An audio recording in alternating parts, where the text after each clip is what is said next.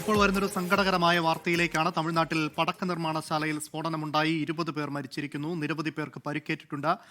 മനേഷ് മൂർത്തിയുണ്ട് ചെന്നൈയിൽ നിന്ന് വിവരങ്ങളുമായി. മനേഷ്, ഇതെവിടെയാണ് തമിഴ്നാട്ടിൽ ഈ അപകടമുണ്ടായത്? ഒപ്പം പരിക്കേറ്റവരുടെയൊക്കെ നില ഇപ്പോൾ എങ്ങനെയാണ്?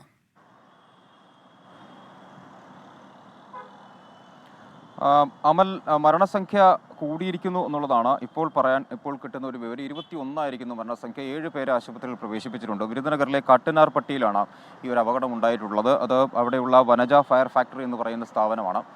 വലിയ കുറേ മുറികളുള്ള സ്ഥാപനമാണ്. അതിൽ 4 മുറികൾ പൂർണ്ണമായും തന്നെ നശിച്ചു, സ്ഫോടനത്തിൽ നശിച്ചു എന്നുള്ളതാണ്. 30-ലധികം പേർ അവിടെ ഉണ്ടായിരുന്നു. ഈ ജോലി നടക്കുന്ന സമയത്ത്, സ്ഫോടനം നടക്കുന്ന സമയത്ത് അവിടെ ജോലിയെടുത്തിരുന്നത് 30-ലധികം പേര് എന്നാണ് നമുക്ക് ലഭിക്കുന്ന വിവരങ്ങൾ. കളക്ടർ ഉൾപ്പെടെ SP ഉൾപ്പെടെയുള്ള ആളുകൾ ഇപ്പോൾ സംഭവ സ്ഥലത്ത് എത്തിയിട്ടുണ്ട്. അവിടെ പരിശോധനകൾ ഇപ്പോഴും തുടരുകയാണ്. അല്പസമയം മുമ്പാണ് തീ പൂർണ്ണമായും തന്നെ നിയന്ത്രണ വിധേയമാക്കാൻ സാധിച്ചത്. അത്ര വലിയ സ്ഫോടനമായിരുന്നു. ആദ്യഘട്ടത്തിലൊന്നും അവിടെ രക്ഷാപ്രവർത്തകർക്ക് എത്തിച്ചേരാൻ പോലും പറ്റാത്ത ഒരു നിലയായിരുന്നു.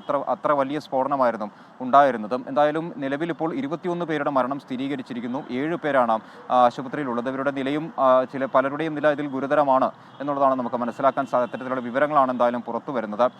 വലിയ സ്ഫോടനം തന്നെയാണ്. അതായത് ഒരു മുറിയിൽ, അതായത് ഈ പറഞ്ഞ പടക്ക നിർമ്മാണത്തിനുള്ള രാസവസ്തുക്കൾ തയ്യാറാക്കുന്ന മുറിയിൽ അവിടെ ഒരു ഘർഷണം ഉണ്ടാവുന്നു. ആ ഘർഷണത്തിന്റെ ഭാഗമായാണ് ആദ്യം ആ മുറിയിൽ തീപിടിക്കുന്നത്.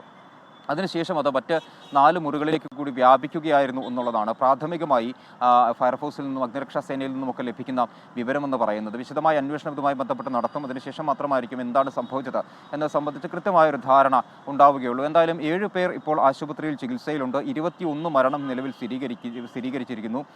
രാഷ്ട്രപതി ദ്രൗപദി മുർമു, അതുപോലെ പ്രധാനമന്ത്രി നരേന്ദ്രമോദി, മുഖ്യമന്ത്രി MK സ്റ്റാലിൻ തുടങ്ങിയ ആളുകളെല്ലാം തന്നെ ഈ സ്ഫോടനത്തിൽ അല്ലെങ്കിൽ മരണത്തിലൊക്കെ വലിയ ദുഃഖം രേഖപ്പെടുത്തുകയും ചെയ്തിട്ടുണ്ട്. അന്വേഷണവും വളരെ വേഗത്തിൽ നടത്തണം. മുഖ്യമന്ത്രി കൃത്യമായ നിർദ്ദേശം അതുമായി ബന്ധപ്പെട്ട് നൽകിയിട്ടുണ്ട്. മന്ത്രിമാരായ തങ്കം തെന്നരശ്, അതുപോലെ തന്നെ KSSR രാമേന്ദ്രൻ എന്നിവരോട് വളരെ വേഗത്തിൽ തന്നെ സംഭവ സ്ഥലത്തേക്ക് പുറപ്പെടാനും നിർദ്ദേശം നൽകിയിട്ടുണ്ട്. നിലവിലും ഇപ്പോൾ തീ നിയന്ത്രണ വിധേയമാക്കിയതിന് ശേഷമാണ് കാര്യമായ അർത്ഥത്തിലുള്ള ഒരു പരിശോധന അവിടെ നടക്കുകയും ചെയ്തതാണ് മരണസംഖ്യ ഉയരാനുള്ള പ്രധാനപ്പെട്ട ഒരു കാരണമായി ഈ സമയത്ത് അത്ര കണക്കുകൾ വരാനുള്ളൊരു കാരണം. കാരണം 30-ലധികം പേർ അവിടെ ഉണ്ടായിരുന്നു. 21 പേരുടെ മരണം സ്ഥിരീകരിച്ചു. 7 പേർ ആശുപത്രിയിലുണ്ട്. അപ്പോൾ വീണ്ടും കൂടുതൽ ആളുകൾ ഉണ്ടാവാനുള്ളൊരു സാധ്യത, ഈ കെട്ടിട അവശിഷ്ടങ്ങൾക്കിടയിലൊക്കെ ആളുകൾ ഉണ്ടാവാനുള്ള സാധ്യത ഇപ്പോഴും നിലനിൽക്കുന്നുണ്ട്.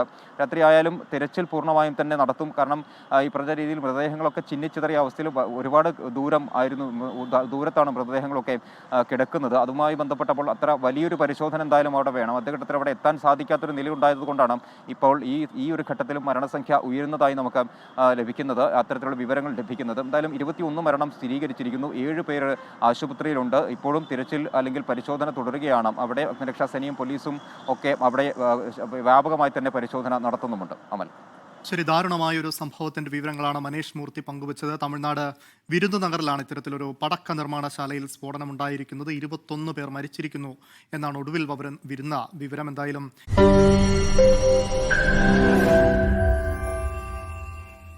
ലോകത്തെവിടെയായാലും ഏത് സമയത്തും 24 വാർത്തകളും ഓഗ്മെന്റഡ് റിയാലിറ്റി പാക്കേജുകളും എക്സ്പ്ലെയിനറുകളും വിശദമായി കാണാൻ ഞങ്ങളുടെ YouTube ചാനൽ നിങ്ങൾക്ക് സബ്സ്ക്രൈബ് ചെയ്യാം.